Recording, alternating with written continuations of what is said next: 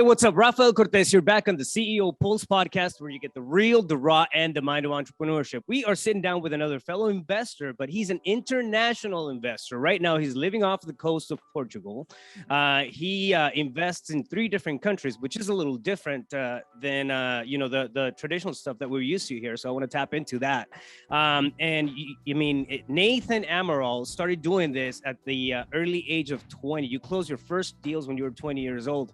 I know I wasn't thinking about closing deals when I was 20 years old, so that's amazing in itself, man. Welcome to the show. Yeah. Glad to have you.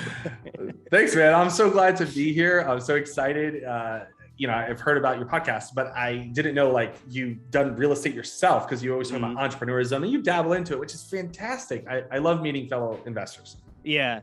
So my background is I own a couple of real estate businesses, and a big chunk of my audience just happens to be in real estate, right? I have a brokerage and a real estate investment business, and do consulting in that space. And I think somehow, some way, we always end up gravitating to the same circle. So True. Yeah. Magical how it happens. So give us a little bit of background. I mean, you're investing in 3 different countries right now.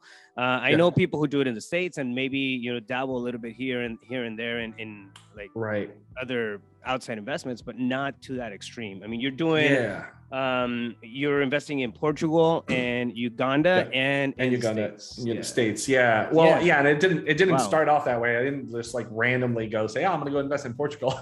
It was actually just out of, I guess, location and where I was. But I got into real estate investing because my ex-fiance's dad, kind of pushed me into it. He's like, you want to marry my daughter? You got to read this book. and it was Rich Dad, Poor Dad. Okay. Yeah. And so he gives it to me, and I take it, and I'm like, yeah, whatever.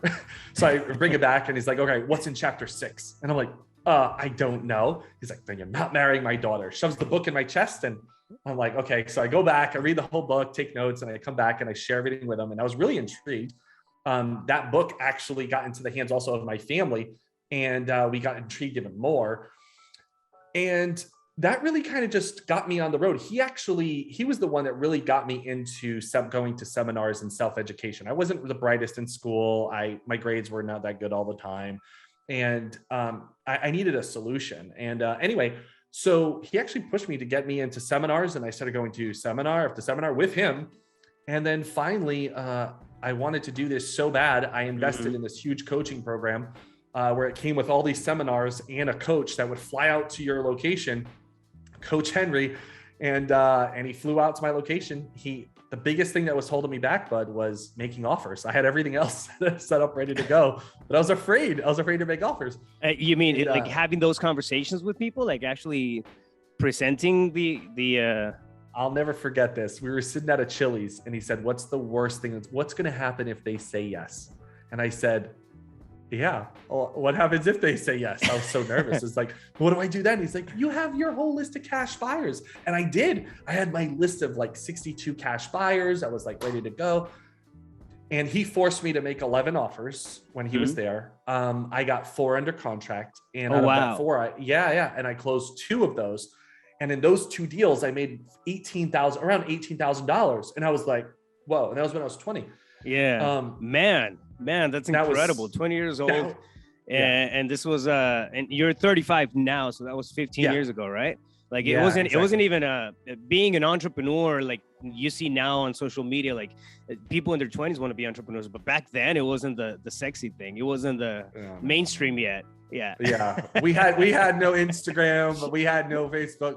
I remember. I didn't even take pictures of myself, selfies. It was absurd to me. It still in a way is absurd, but it wasn't there in my life. I didn't even own a camera. It was crazy. It's a funny side story, but I remember walking around. I got so excited when I got my first cell phone, and I remember walking around with this brick in my pocket. Literally, it was like a 2x2 on the bottom, and it was just about 6 inches tall. It was so you didn't have the Nokia? No. I graduated to a Nokia after I became worthy of a Nokia, but it didn't start off that way. Yeah, that's crazy. Wow, that's awesome. Yeah, man, in order to get my 4 deals that I got accepted, I e-faxed all my cash buyers. Oh, wow. Yeah, I was hardly even using email at the time. It was like, it wasn't there yet, like it is today. Yeah.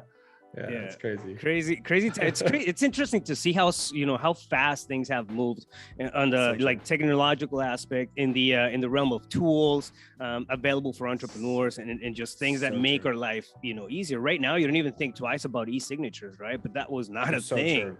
That was not a thing, so true. 10, 15 years ago. Yeah, so true. Yeah, I love it. So you, you started at the early age of 20 years old, and then you started getting deals through the pipeline. You like to say that you're addicted to finances. What does that mean? For me, at a young age, okay, are you familiar with Chuck E. Cheese? Oh yeah. Okay, all right. Yeah. So at a young age, place in the world. Probably in the world, yeah. There probably is, yeah. So when I was at a young age, I literally set up my own makeshift Chuck E. Cheese at my house, and I was probably like, whatever, 15 or 10 or whatever. I can't even remember. It was so long ago. I'd make these rides and these games for my cousins. I'd tell them to go to their parents, give them $10, come over. And I had the whole coins, the tokens and the Chuck E. Cheese tickets and all this stuff. And I was just addicted to doing whatever it took to get money. Right. And in return, I'd use that money on hockey. I love ice hockey. So I'd buy hockey cards and hockey memorabilia, go to hockey games and all that stuff. And it was just like early age, I just got addicted to that. And that grew over the years. And that grew into, whether now into real estate, like raising money. Like, so now I'm taking you to the, where it's at today. But I just love finance. I love helping people get out of debt over the years. I've also done many trainings on helping people get out of debt, stay out of debt, and also raise money for their real estate deals. So everything around finance, budgeting, I love that stuff. So that's really what I'm addicted to when it comes to finance. Yeah. So, so you have, you obviously take on the entrepreneur spirit, as a kid, right? And then you start to become aware of finances. I see almost like right now you're literally right now you're in the middle of the Atlantic.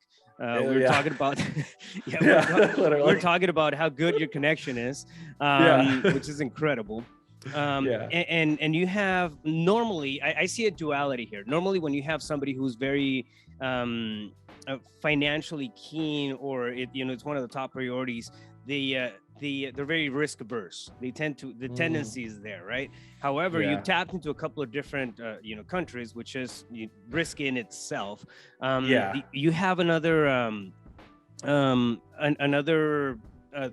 thing about you, which is living with less, that kind of makes me just kind of how does that work? How does it all come together? Well, you have this priority over generating wealth and money and all that stuff, yet you have the mindset of living with less. How does one play with the other? That's a good point. This actually all ties into real estate. I lived in a few different places in the United States, and when I went to North Carolina back in 2009 and 10, this concept of virtual real estate, I actually did, because prior to that, 2010, I was doing everything like face-to-face, real estate. And then in 2010 is when I really said, you know what, I want to buy something that's like 4 hours away and I never want to see it, like physically, like Nathan never goes there. So I did my first deal in 2010. Then I did another one and another one. And then I did it like one state over. I did some in Georgia, then Florida, then Texas. So I was never physically going to these properties. And then it just grew from there. In 2013, I was doing a bunch of deals, but in 2013, I took a sabbatical, and I said, you know what, I'm gonna go travel again, but I'm gonna travel to places I've never been. And then finally, what I did was I went to go to Uganda to go visit a pen pal, a friend of mine from a kid. When I was a kid, I had a pen pal. Wow. We were writing letters. Yeah, we were writing letters back and forth. That's, for the new generations, that's the equivalent to your Instagram buddy. That's so true. That's so true. Like, what's a pen pal? Yeah, basically a pen pal. You write letters back and forth, and it took months to get over there and months to come back. Oh yeah, so true, bud. Oh my God. So like that was a thing back then, right? And and so one day in 2013, I said, you know what, I'm gonna go meet my pen pal. I want to go. I was traveling Europe too, but I said, I want to go visit my pen pal. So what I did was I took 2 weeks out of that trip and I went to Uganda. Well, let me tell you, bud, you know, the moment I hugged my pen pal at the airport, I just like instantly knew that this is your wife. What? Are you serious? I swear. I swear. I just had that feeling. Are you married? I don't. Yeah. Oh, yeah. Okay. So, but you've had that feeling probably with your wife or whatever. Yeah. You just like instantly know, like. Yeah. You connect. Yeah. You connect. So I knew right then and there, but I was like, I just got off the plane. So 2 weeks, meeting her friends and her family and all that stuff. I just like, this is it. And listen, you know this, you're a great example of this. You have to take action. You can't just sit and ponder and think. You can't procrastinate. So I said, if I leave Uganda without a sense of commitment, without an actionable step of commitment, without a close, without a close, this relationship long-term for me would never have happened, because I've done long-term before, but that never worked. So for me anyway. So what I did was the day before I left, she went to the salon, she got her hair done and all that. And then I snuck away. I said I was going to go print my itinerary, but I actually got away. I found a jewelry store, bought her an engagement ring. Then I took her to a garden. Yeah, I took her to her garden and I said, hey, listen, I don't want to leave and then come back in 10 years and you have a family and I have a family and all that stuff. Cause I wanted to come back, but I don't want to leave. And that's the future. Mm-hmm. I said, I want to change the future right now. So I got down on one knee and asked her to marry me. And she said, yes. Wow. Wow. Yeah. That's amazing. So you actually hooked up with your pen pal. And then you proposed. Brother, talk about massive action. Talk about, that skin needed for making decisions, especially life-changing decisions that, can absolutely come in and completely just, pivot your lifestyle. And I know that might sound like totally crazy to some people, but you know this, and I'm sure a lot of your the people that you consult with and your audience knows this, that you speak on this all the time. It's, you have to take some form of action, because if you don't, you'll sit in procrastination. Nothing will ever get done. And I didn't just get to that point. Yeah, years of learning and doing real estate deals got me to do that. Like I knew myself. I'm like, I got to do something. Right.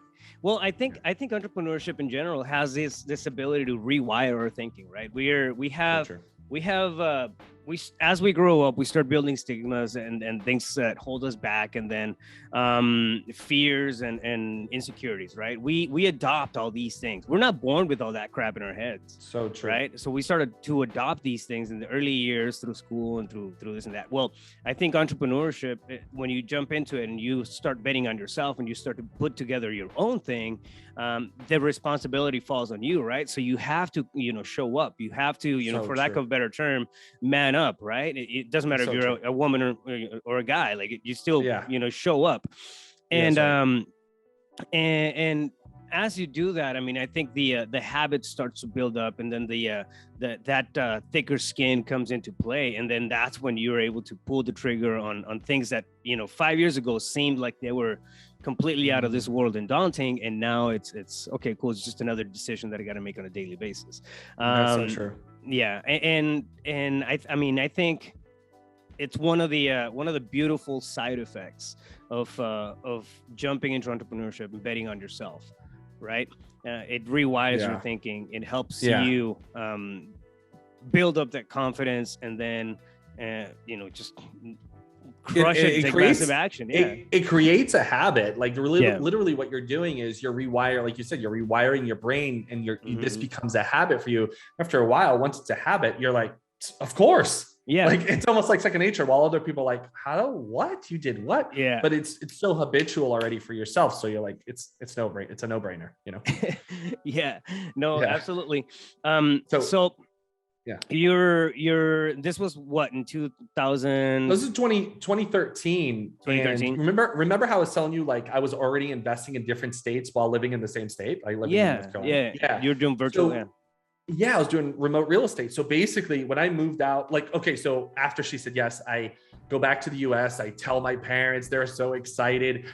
In less than 30 days, I sold everything I had and I moved to Uganda. I had a traditional wedding. My parents came over for the wedding. It was fantastic. And Wait, so you proposed and 30 days later you were married? It wasn't even like a 1-year engagement or something like that? It was, no. It was actually 60 days later we were married. So I went back to the US. Oh, wow. I sold, I sold everything I had. I moved out of North Carolina and I moved to Uganda. So 30 days after I moved to Uganda, we got married traditionally. We got a nice Ugandan traditional marriage. It was amazing. Best cultural experience I've ever had in my life. And I've had many cultural experiences. That was awesome. Wow. And then I continued to do real estate from Uganda. So I did it remotely and I ended up buying stuff locally. And we also have short-term rentals going on too. So we started building a little portfolio there too.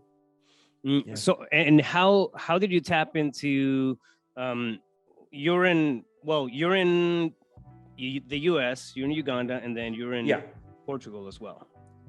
Well, okay. So the Portugal thing. Yeah. So to make that clear, like how did I get on these islands in the middle of the Atlantic? So I'm Portuguese. Yeah. Oh, okay. So I'm Portuguese. Yeah. My family immigrated from this island to the United States back in the 60s.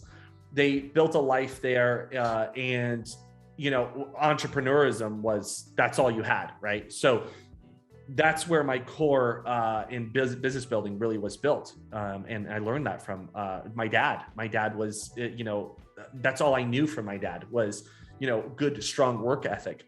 And so what ended up happening is as I was living in Uganda, they're having a family, raising kids. I was like, well, how often are we all going to meet? So there was only one trip I took to the US. I took my wife and my first daughter, took them all over the US. We just toured everywhere. I took her all the big spots, took her to Phoenix, we went everywhere. And then finally we were done with it. So we're like, yeah, let's get back to Uganda. As time went by, I said, well, why don't we meet in the middle on the island where, we have history. So that's what we've been doing over time. And so we've been coming here every year, 2015, 2017, 2019, pandemic, COVID. And we've been here ever since. And I've also started acquiring real estate here as well while I've been here. It's you got to do it while you're there. It's just like that. Yeah, that's the beautiful thing about it. I mean, it doesn't matter where you're at. You can always, tap into it, look at the real estate market and then see what happens. That's why I think it's one of the best vehicles for wealth out there. So it's interesting. How do you run it? What does the structure of your business look like? I mean, are you 1, 2, 3-man operation? Are you this, big hotshot CEO with 72 employees and 37 assistants?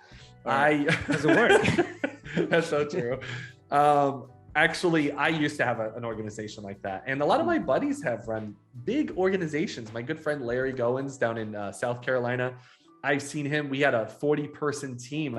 He actually hired me to help him scale his business years ago. And we did that. We did up to like 40 people. And I know there's a lot of there's headaches, there's reward, but I like to be a small operation. And I believe partnerships are really valuable. I've not only built partnerships in different markets, but I've also have a really great team. I have an amazing executive assistant. Like she's fantastic. She's been with me for like 6 years now. I also have different, what's really important, I think, especially with real estate, if you're building in different markets, you have to have partners, okay, in different capacities. So I have partners in the US for certain types of strategies of real estate. So in our land strategy, I have 2 partners. Why is this important? Listen, I can't eat a whole large pizza by myself. I don't think I ever, maybe when I was a teenager. And all you're doing is you're splitting the pie with other people. Okay, you can get more done that way. So I've done that in 3 different markets. A lot of the stuff that I've built on has, whether it's short-term rentals, apartments, or anything like that. I'm not in the rehabbing business. I'm not good at it. I know what I'm good at. And so I've either acquired myself and have partners involved in different aspects of the real estate business. So whether it's someone bringing me a deal, whether it's someone who is helping me find deals, sell deals, whatever it may be, a lot of joint venture partnerships. That's personally what I found was good for me and my model. Because I like to work alone, bud. I really do. Like when I'm working, I like co-working spaces and all that, but I like to really get in alone and I like to be on the phone. Working with my team is really important. Relationships are super important. I have to say, because people always ask me this, like, how do you build a team in 3 different countries? Relationships. It's key. Like if you don't have good, strong relationships, good luck. Good luck. And I've had bad ones, believe me. I have had bad relationships in real estate. I can believe it. Yeah. Oh yeah. And, but you learn from it, you grow from it, and you continue to move forward. You said something very important. You said you were talking about the pie, right? You split the pie and then you come in and everybody eats off of that pie. Well, it's I think that leveling up or collaborating is one of the most amazing tools that we can tap into. And then I think the notion when somebody's jumping into entrepreneurship or starting their business, it doesn't matter if it's in real estate or whatever, there's always that fear of, is there going to be enough? Is there going to be, well, I don't want to share my profits. I don't want to do that. Like in my head is like, now I understand it. I used to be the exact same way. But now I understand it. Like it's not sharing the profit. It's got to be a bigger pie. It's got to be it's got to be a way better pie. And would you rather have, I don't know, 10, 15, 20, 25, 30% of this big ass pie or a tiny muffin? Like it's right. And I think it's all in someone's approach. Don't get me wrong. I have some good friends who do real estate. They do remote. It's them and two assistants and they're remote assistants, and they run a 6-figure operation. I got a good friend of mine. He makes personally $200,000 a year. He loves it. It's just him and his two assistants, and he's fine. And then I have other guys who have this whole operation, and they have a closing coordinator in their office, and they have 3 acquisition managers, and they build an even bigger business, but they get smaller profit out of every deal. So it all depends on what you want for a lifestyle. Me personally, I'm more of a lifestyle investor. I love travel, so I don't want to be tied down to an office. I've done that before. I had an office in Massachusetts, and there's just a lot of commitment to that, where you're going to have people who look up to you and they come in and they're salaried employees. And I'm more of a lifestyle entrepreneur where I like to, do everything remotely. I like to be here today, and then in 2 weeks from now, I'll be in the U.S. And then 2 weeks after that, I'm back in Europe somewhere. So that's more my style. It's more malleable whenever you're running lean. I have this philosophy. I call it the less business, more profits. But it's less as in lean, effective, strategic, and simple. If I'm able to build a business that's lean, that's effective, that's strategic, and then that's simple, it doesn't matter if you have 2 people in it or you have 10 people in it. You're gonna be able to adapt and then pivot a lot faster than if it's this big ass heavy machine that you have to carry around everywhere.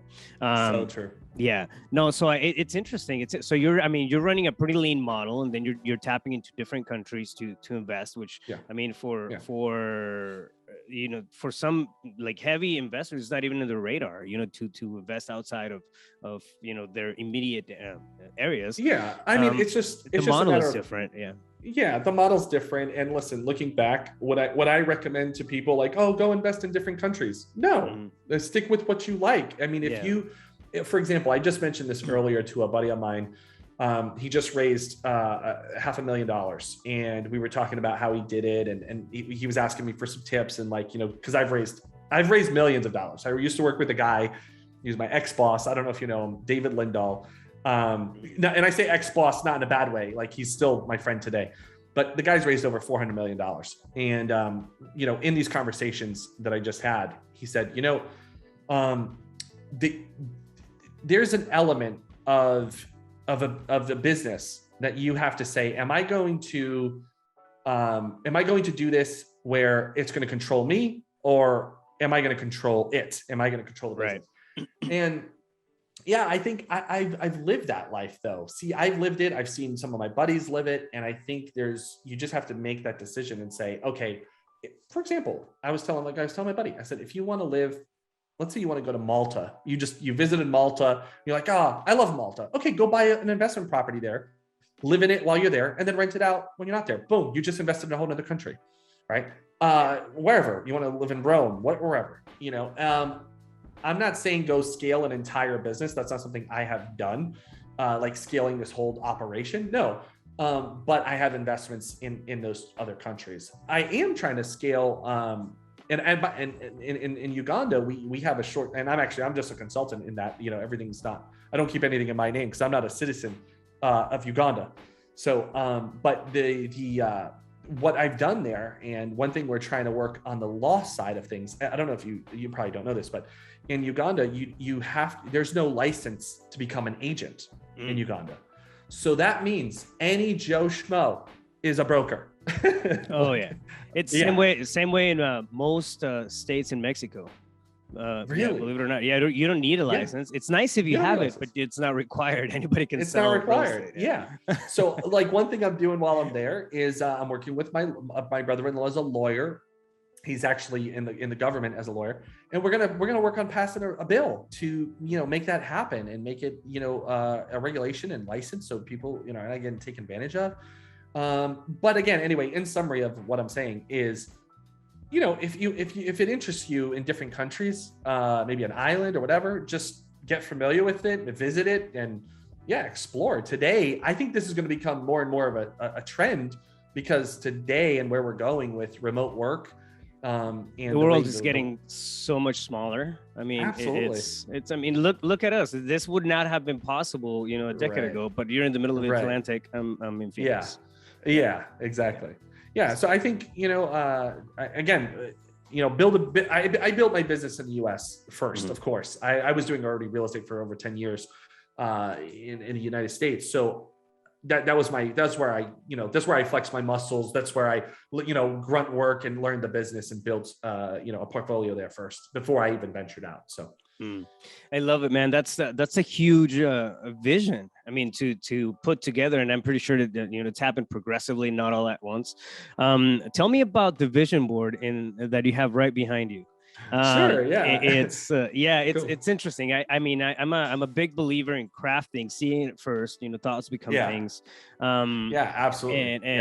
But I've only seen it maybe a handful of times where people have it like right there. Yeah, absolutely. I'm a big believer. Actually, my first vision board started with money. I had a blank check that I printed off from the internet, Google Images, and I was told in a book, like, go write down how much you want to make on that blank check. $1 million. Yeah. Thank you. I knew it came from somewhere. I had the same check in my wallet.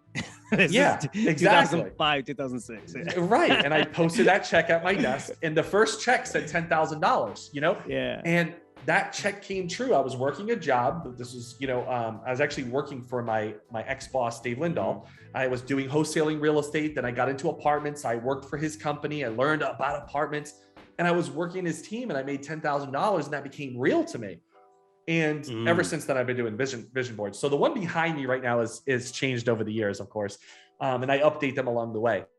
But this one's a little unique because it has people on it. People are like, what are those people for? First of all, I should start from the top. Believe, I love, there's this Ted Lasso show on Apple TV. I don't know if you've seen it. I love it. It's all about believe and the mindset. I love it. Of course, we have the show, The Office. It's like my favorite show. Date with Destiny. I don't know if you've ever experienced any Tony Robbins events. Oh yeah, UPW was. I mean, that's the first one I went to. Unleash the Power Within. 3 times, man. It's fantastic. I've been to it. And I mean, it's insane. It's like 4 days of massive pounding in your head greatness. Exactly. Yeah. So I've been to Date with Destiny personally, but I haven't done it with my family. So I would like one day to do that. That's on the board. This one's a little hard to see. This one's a little harder to see, but that's me in Uganda at a school with a bunch of kids. So when I'm in Uganda, I love the fact, like in literally in 20 minutes outside of the city, I'm in a remote village, and I just love to mentor. And I go into schools and I mentor kids about personal finance and saving and all that stuff. So that's really important to me. I believe this is Thailand or Vietnam. I can't remember. I want to go to all of them anyway, which is probably going to happen in the next 6 months. We're going to take 6 months. Within 6 months, we're going to take 6 months and just go all over Asia. We're going to have a hub in Thailand, and we're just going to bounce around to all of, Wow. Yeah, exactly. Now the people, here's Dave Lindahl. This is me in my early 20s. So that was Dave at the time. One of my clients, one of my coaching students, her name's Sarah. She's just crushing it. She just actually stopped her primary business to do real estate full time. So she's being set free. Love that. More clients. Here's my good buddy right here in the blue jackets, Dave Seymour. He's on the show A&E Flipping Boston. So good friend of mine. He's now actually just joined our mastermind. Client, good friend of mine in Uganda here. Actually, Donald is crushing it. Donald closes like he's one of my coaching students. He's been closing deals like crazy. I feel like he's got a deal every week. He's closing a deal, which is pretty cool. Good friend of mine in Uganda. He hired me as a consultant there. This is actually this guy right here, young guy. He's actually manager of my short-term rental business there. His name's Chris in Uganda. And Nice. in Uganda, yeah, great kid. He's actually a real estate broker, and recruited him to to the business. Clients of mine and my other business partner. I talked about business partners, right? I got a business partner over here, Dave. I got another business partner here. His name is Mike, and I've known him for over 5 years. And business partners that's huge. And I have other business partners that are not even here. They wouldn't even want their face on here. But yeah, so I changed these photos around. They're a little mixture of things I want to do, but honestly, I've done so much. It's more about who I want to help. It's people I want to help, man. I just want to help other people get free, man. Financial freedom, like the ability to do what you want, when you want, the choices that you can make. Nobody's going to tell you otherwise.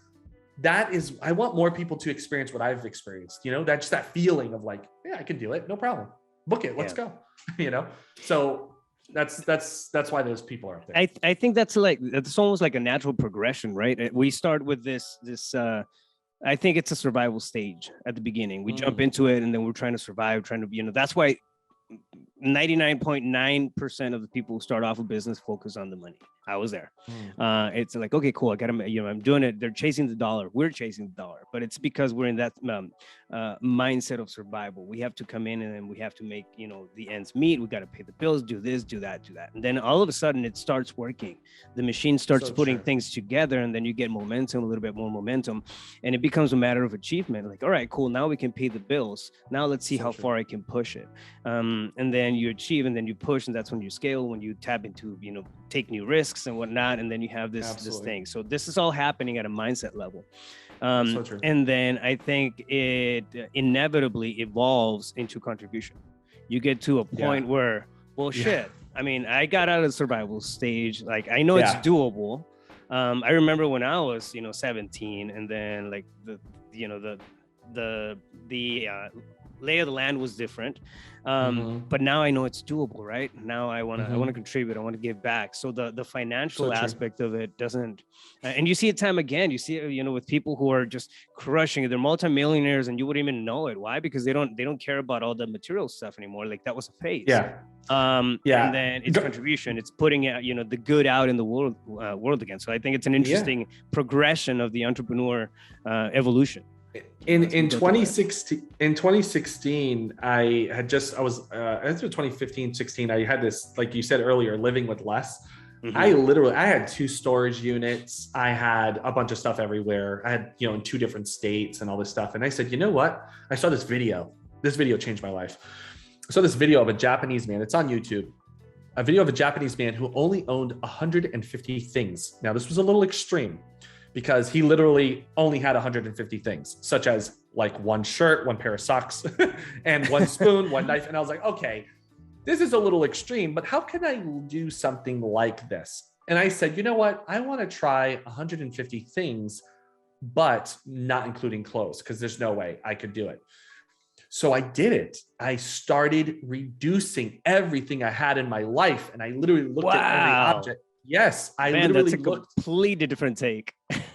I looked at everything in my life and I said, well, does this bring value to me? Man, this took me 2 years to really get the hang of it. Such as, for example, I had all these photographs when I was, a kid. I had these paper photographs, and they were, I would take all these photographs and I had them in boxes, 3 or 4 boxes of 3x5s. And I said, well, I want the pictures, but I don't want the paper. So I sent them off to a website. It's a company in Tennessee called southtree.com. And what they would do is they scan all the photos and they make them digital, and you just add them to your library. And I'm like, that's the solution. So I did that. I did it with audio tapes. I did it with VHSs. And man, I've done it with so much stuff. I did it with home study courses. And I literally reduced everything to about 150 things. Until this day, I'm still under 150 things. I've shot videos about it. It's on my YouTube channel. And I just love it because I don't have to have all this stuff. Now, some people ask me, well, Nathan, what about your dining room table? What about your kitchen? And I say, okay, listen, okay, because I have multiple homes, right? So literally, I don't consider those my things. So I had to identify and say, well, do I really own, is that mine?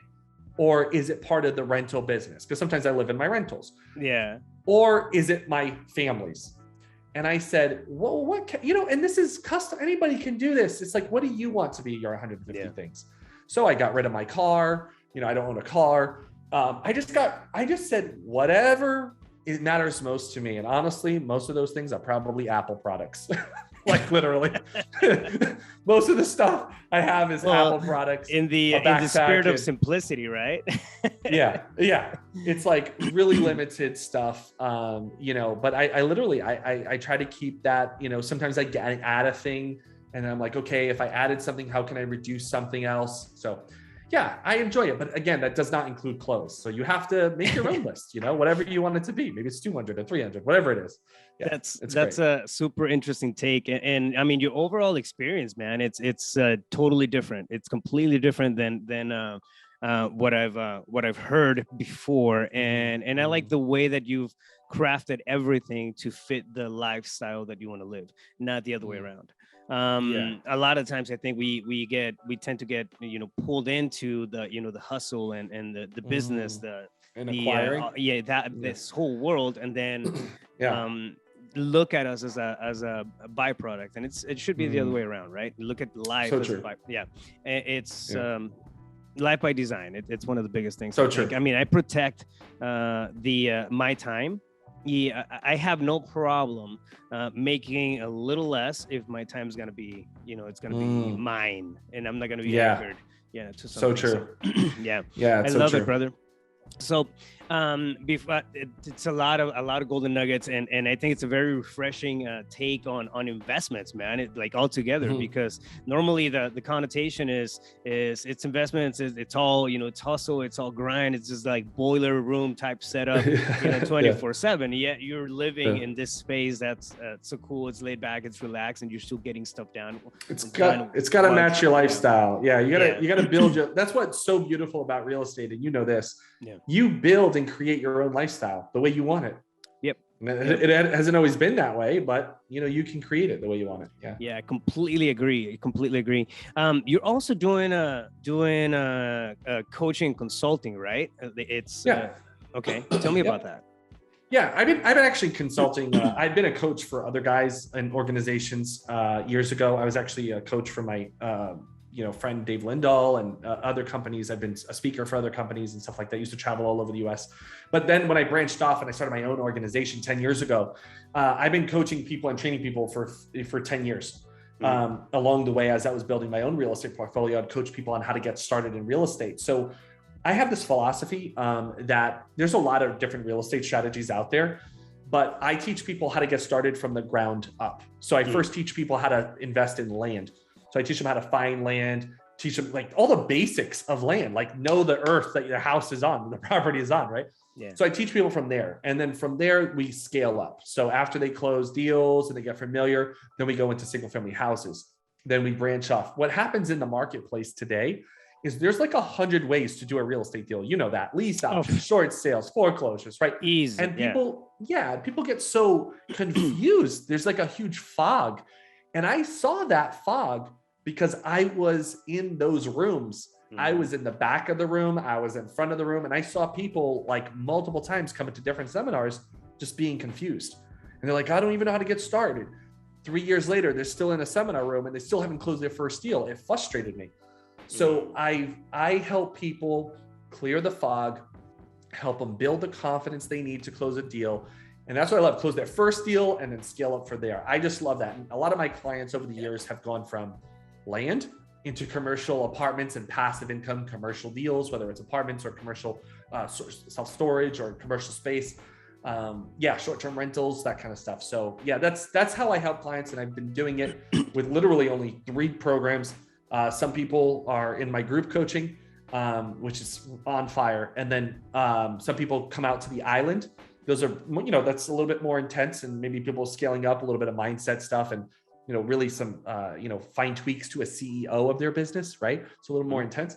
And then the other one is our mastermind, where we have, pretty much a few times a year in a mansion. We all meet in a mansion and we do a deep dive, and I bring in some of my friends to come share some really golden nuggets. It's very private setting, very intimate, and people are not judged. They are open and share their wins, their challenges, and they also give to the group. So that's the stuff I've been doing with my clients over the years. It's my way of contributing to people who are trying to get started in real estate. I love it, man. I'm a huge advocate for paying it forward, right? That's one thing, but it's creating win-wins.